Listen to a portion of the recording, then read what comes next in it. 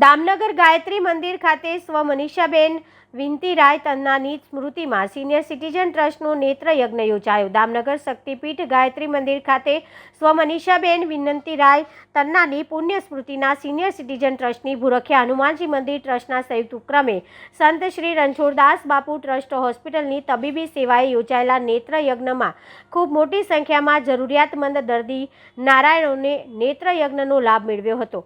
કેમ્પમાં પધારેલા દર્દી નારાયણોને તન્ના સ્વ મનીષાબેન વિનંતીરાયના પુત્ર રત્ન સંજયભાઈ તન્ના તુષારભાઈ તન્ના પરિવાર તરફથી અલ્પાહારની સેવા પ્રાપ્ત થઈ હતી।